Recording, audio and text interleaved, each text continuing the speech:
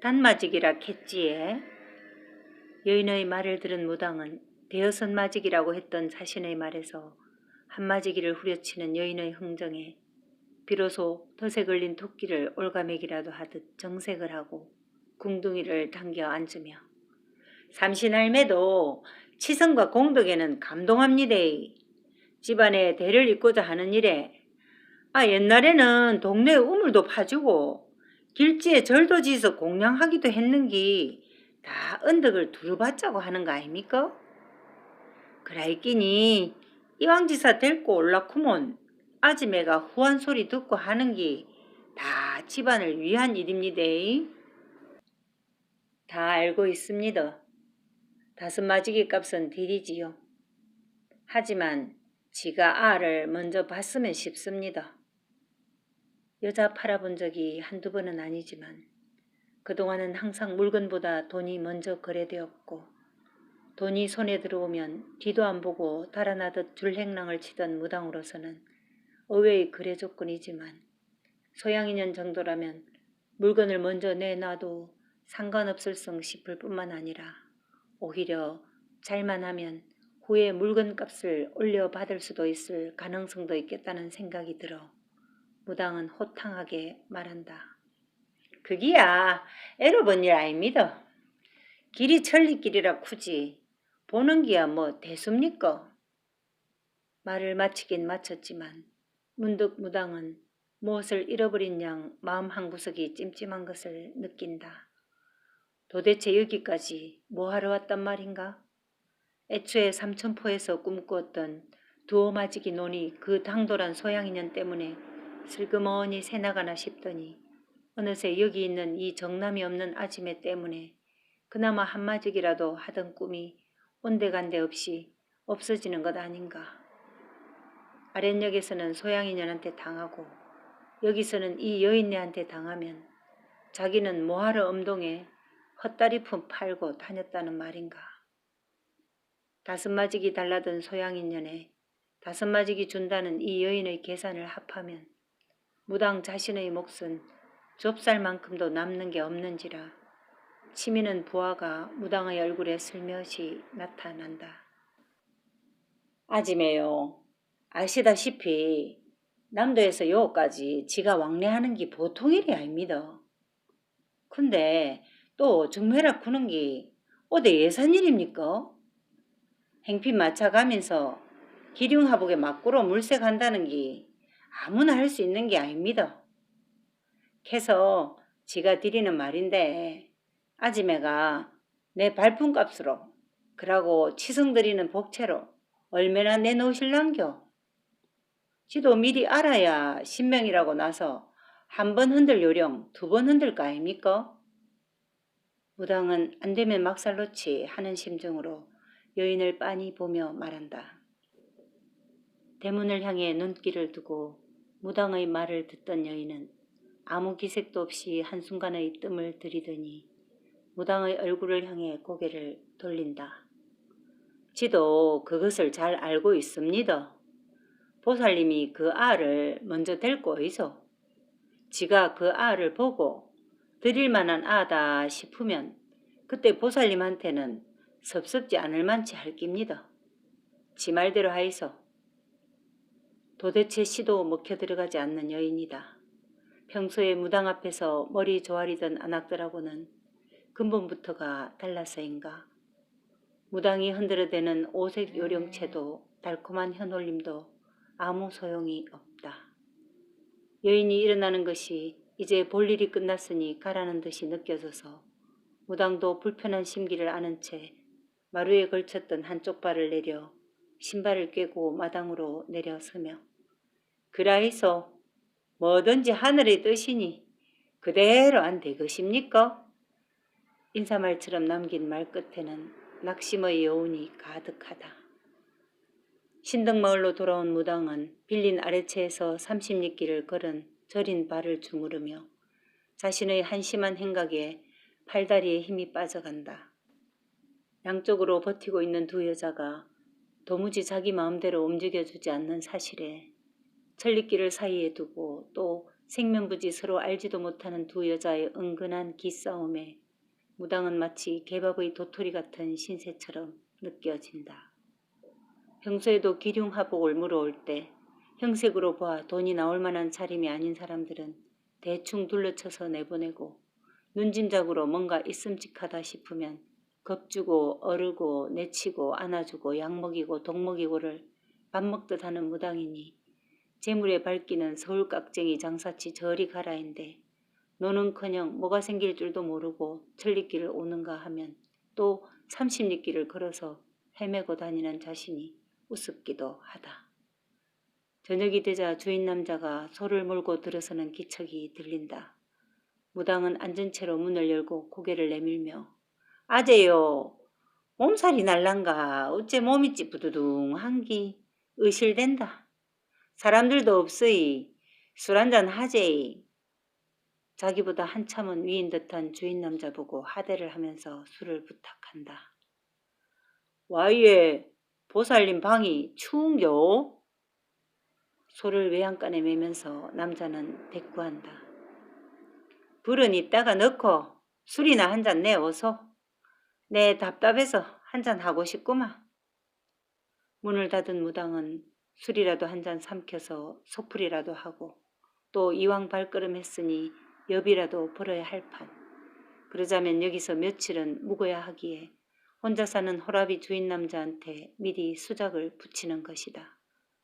상주나 문경으로 올 때마다 가끔씩 들러서 보살 대접 받아가며 공짜로 밥 먹고 잠자고 또 궁금했던 몸도 내맡기곤 하는 무당이다.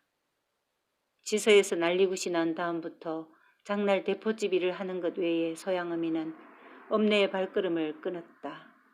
초가에 딸린 텃밭에서 이제 좋기 한 뼘은 자란 마늘밭을 매거나 소양을 대동하고 봄나무를 뜯거나 가끔은 거북바위 밑으로 가서 간조에 조개를 캐고 해초를 걷기도 하는 것이 전부다.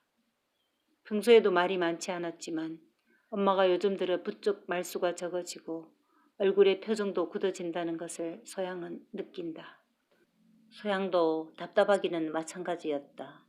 비록 깜깜한 밤에 보는 이 없고 듣는 이 없는 상황이라서 자기 자신의 비참함이나 급박한 사정을 입 밖으로 내놓긴 하였지만 막상 집으로 돌아온 날에는 거의 잠을 한숨 못 자며 속병을 앓았다. 소양은 자신이 보살에게 한 약속이 실로 감당할 수 없을 엄청난 일이라는 것을 시간이 흐르면서 자꾸만 더 크게 느끼고 있었다. 머리 위에 삭정이 나무단을 얻고 뒷산을 내려오던 두 모녀는 소양 엄여의 쉬어가자는 말에 나무를 내려놓고 겨우내 말라버린 풀 사이로 새순이 파릇파릇 돋는 양지에 엉덩이를 붙이고 앉았다.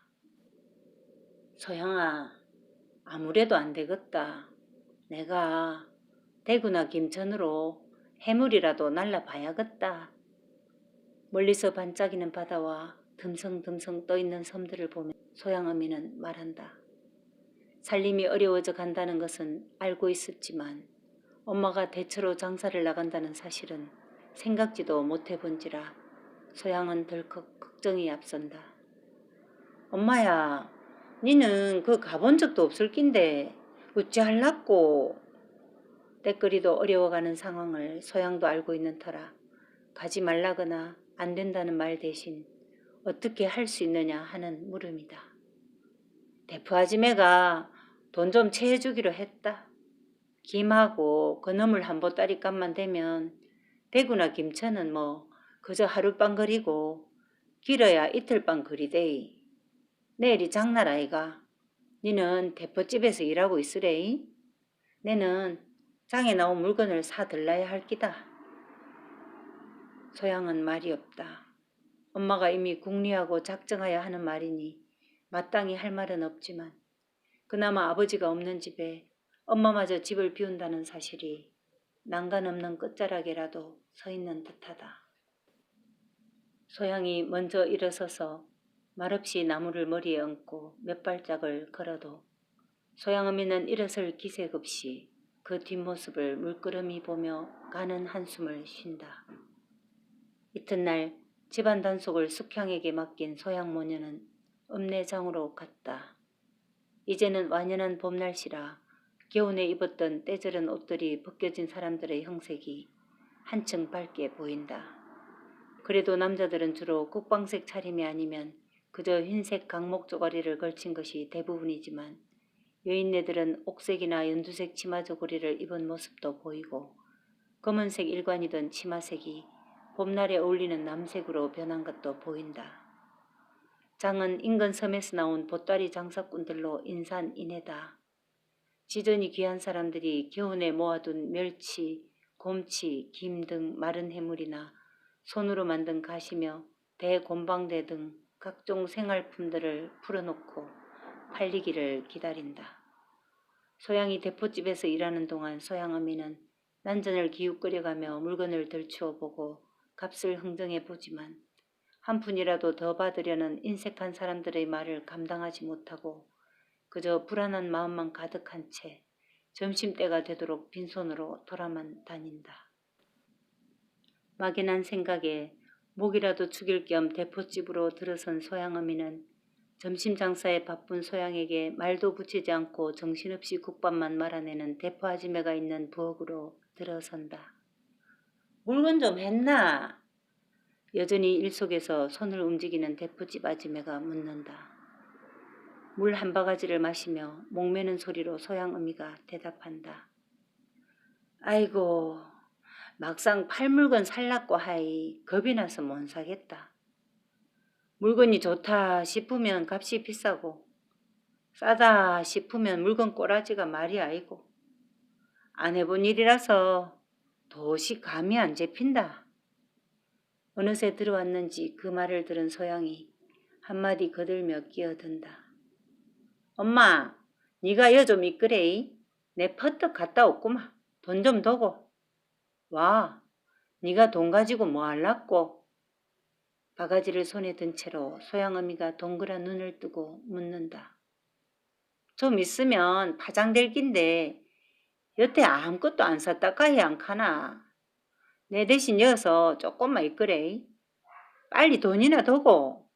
내도 물건 볼 줄도 알고 값도 안다. 내가 사왔구마. 내게 맡기고 퍼뜩 돈이나 더고. 얼떨결에 돈을 소양에게 건네준 소양어미는 후다닥 뒤도 안 보고 달려나가는 소양이를 보고 영 마음이 놓이질 않지만 점심 장사에 잠시의 뜸도 한가하지 못한 것이 대포집 일이라 소매를 덤성 걷어올리고 일을 시작한다. 대포집을 나온 소양은 난전을 쭉 훑어가며 천천히 걷는다. 어깨를 부딪히기도 하고 바닥에 놓인 물건에 발이 채이기도 하지만 소양의 머릿속은 물건으로 꽉 찼다. 엄마가 팔 물건이라면 비싸서도 안 되지만 그렇다고 싸구려 물건으로 보따리만 크게 할 수도 없고 어디서나 쉽게 구할 수 있는 물건이라면 먼 데까지 가서 팔아봐야 돈도 남지 않을 것이니 흔치 않은 물건이 좋을 것이고 우선 장터에 무엇이 널려있는지 살펴볼 요량으로 장을 한 바퀴 돈 소양은 중년 남자가 광목 보자기에 펼쳐놓은 보기 좋게 묶인 청태 앞에 섰다. 아저씨예, 지는 이 김을 사서 대구나 김천으로 장사를 하려고 하거든요. 캐서 드리는 말씀인데 지한테 좀 싸게 주시면 안 되겠습니까?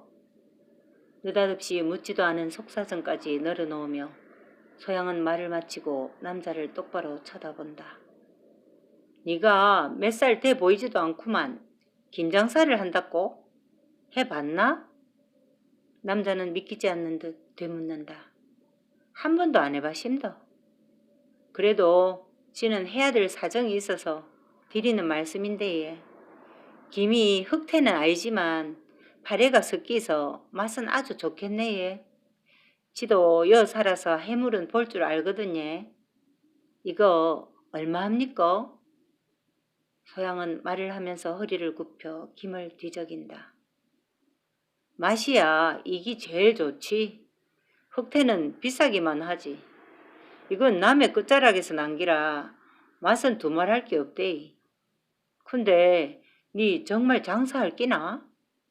그래 안 빈다. 또다시 믿기지 않는다고 묻는 남자는 손을 눈 위에 올려 비스듬히 내리쬐는 오후 햇살을 가린다. 눈짐작으로 양이 꽤 된다고 생각한 소양은 허리를 펴고 남자를 향해 아저씨 예, 이거 다 지가 사고 싶은데 예, 값만 지대로 좀 해주이소. 아저씨는 다 팔아서 좋겠지 예. 또 지는 좋은 김 사서 좋을 끼고 예. 얼매 합니까? 아까부터 김이 좋다고 찬사를 들은 남자는 마음이 흡족하다. 사자고 대드는 사람들 대부분이 우선 물건부터 하찮게 말하는 게 대수인데 눈앞의 처자의 당돌한 태도나 거짓말로는 안 보이는 속사정 얘기나 또 자기의 물건을 알아주는 것이 마음에 든다. 니 정말로 이거 다 살 끼나? 돈이 애법될 낀데 이거 한 토에 500칸 받고 판다. 여 있는 게 다 해서 세봐야 알겠지만 한 50토는 넘을 낀데 니 돈이 그리 되나? 돈이라고는 10,000원밖에 없는 소양은 전부 다 사자면 적어도 25,000원 정도니 기가 차다. 보따리 크기로 보니 엄마가 머리에 이기에 적당히 크고 또 물건값이 비싸지도 싸지도 않을 뿐만 아니라 어려운 사람들도 먹을 수 있는 정태 종류니 적당하기는 한데 문제는 수중의 돈이 물건을 다 사기에는 터무니없이 모자란다. 아저씨의 지금 지한테는 10,000원이 있습니다. 아저씨 김을 다 사자이 돈이 모자라네 예. 걔도 만일 아저씨가 예 한 토에 400칸에 지한테 주신다면 지도 몇 푼은 남겠네 예. 그래만 해주실 요량이면 예 지가 요 옆에 대포집 국밥 아지매한테 좀 빌리가 오겠심더. 그 아지매는 지를 믿거든 예. 빤히 남자의 얼굴을 보면서 소양은 거침없이 말을 이었다.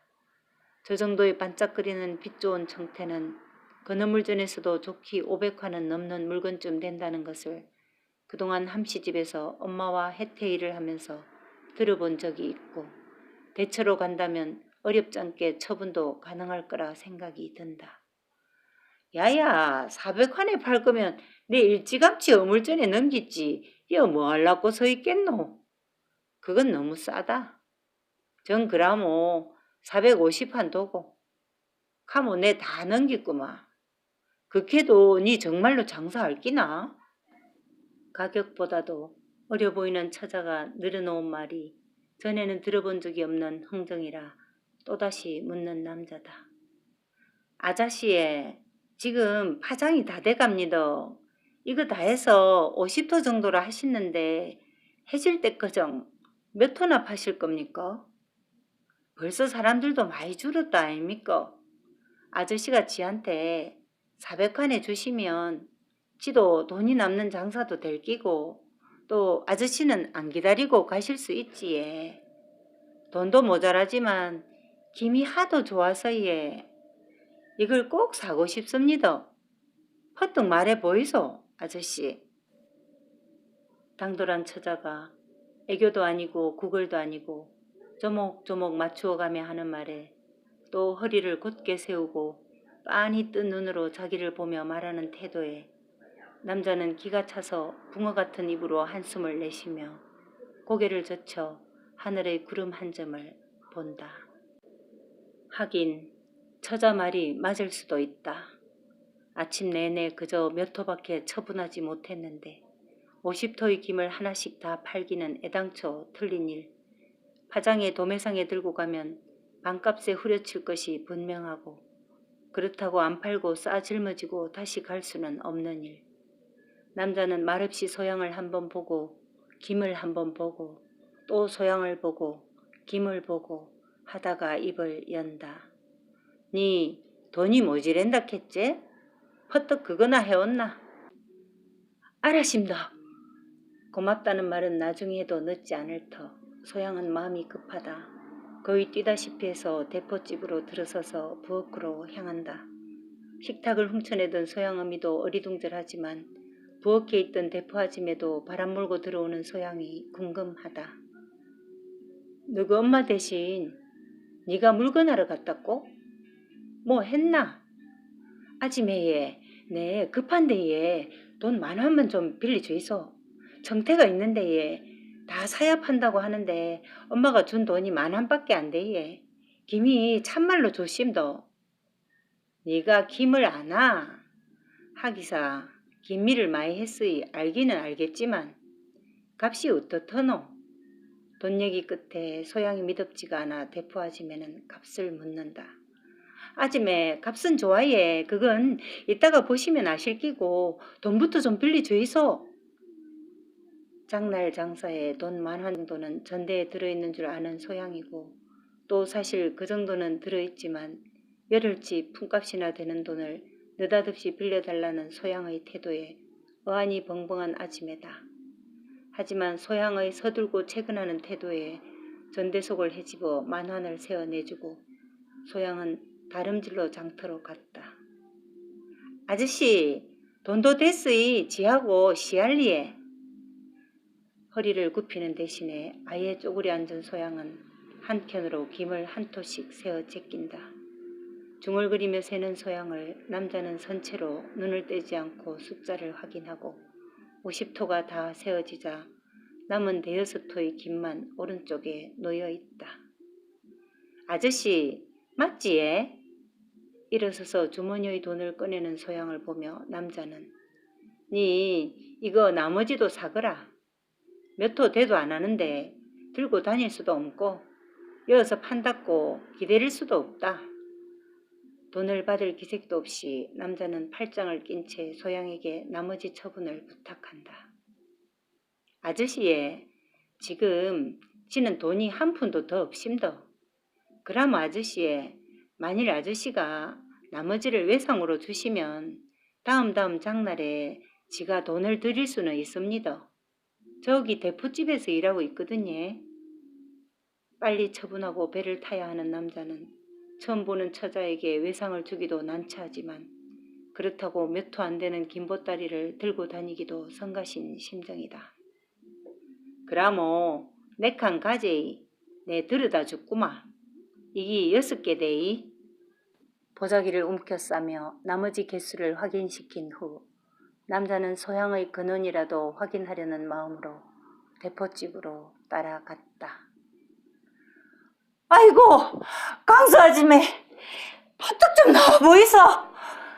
자지러지듯 외치는 소리가 소설대문 밖에서 들리고 뒤이어 치마 한쪽을 움켜쥔 대구떼기 숨을 헐떡이며 뛰어 들어선다. 봄볕에 대청에 앉아 강수어미가 뜯어온 봄나무를 다듬던 두 여인네가 두 눈을 동그랗게 뜨고 일순간 손을 멈춰 무언가 말을 하려는 순간에 대구댁은 연이어 숨 넘어가는 소리를 쏟아낸다. 아유 빨리 좀 가보이소.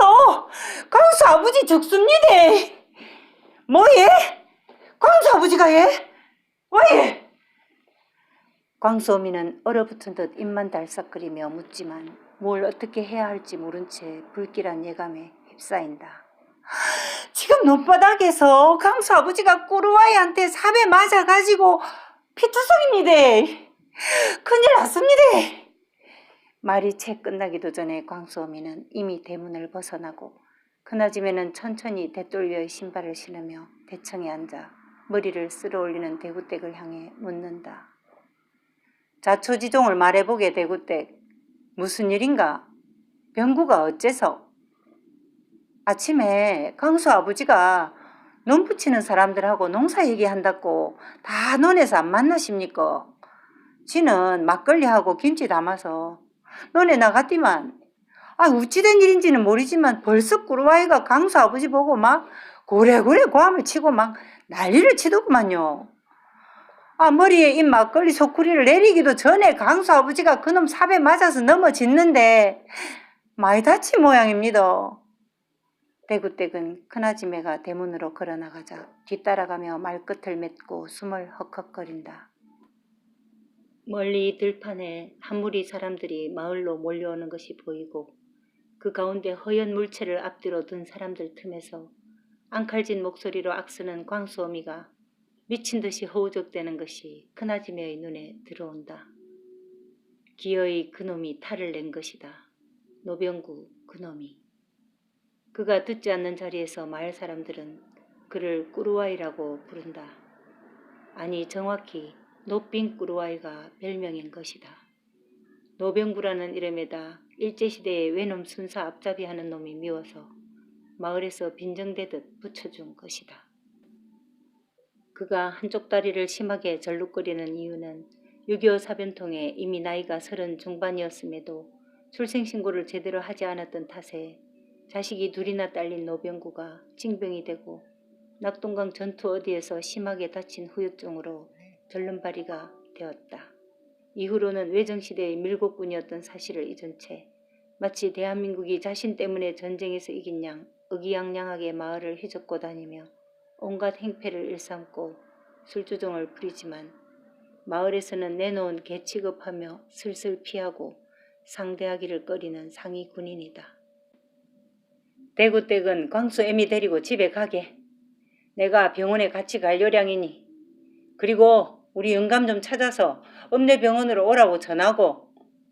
큰아지매는 마을 입구에 이르른 사람들 틈으로 들어서서 신음소리를 내고 널브러진 시동생으로부터 광수애미를 뜯어내며 주위 사람들을 향해 자네들 빨리 읍내병원으로 옮기고.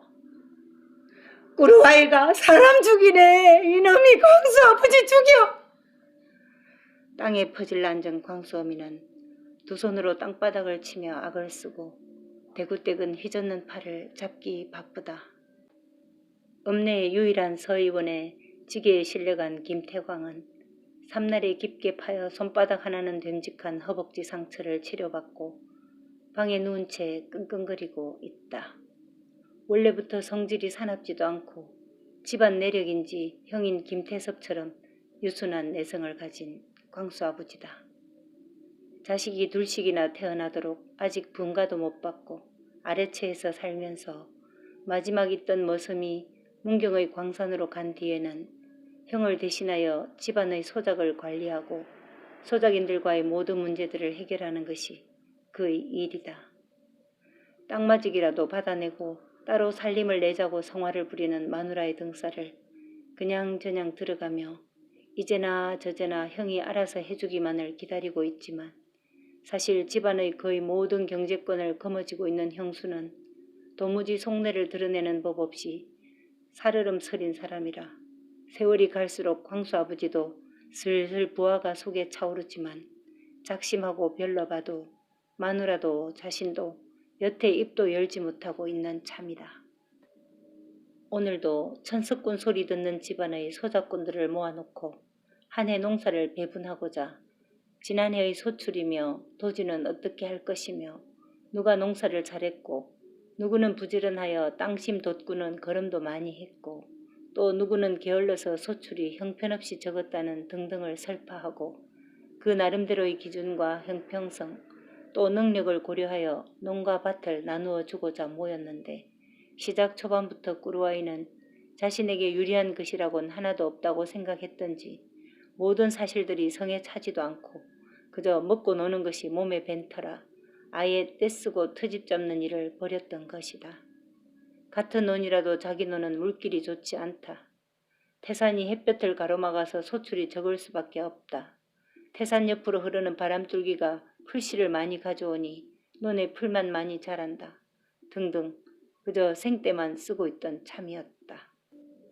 사실 꾸루아이가 붙이는 논은 모든 소작꾼들이 탐내는 상답 중의 상답이건만 생전에 논 매는 법도 없고 퇴비나 소똥 한 짐 갖다 붓는 법 없이 알곡만 챙겨 먹으려는 신본이 아무리 땅심 좋고 물길 좋은 땅이라도 한 이태만 돌보지 않으면 벌써 소출이 뚝 떨어지는 판이라 병구는 이참에 그름 잘되고 소출 많았던 다른 논으로 바꿔 가지려는 속셈이고 또 도지도 조금 더 깎아보려는 계획이었다.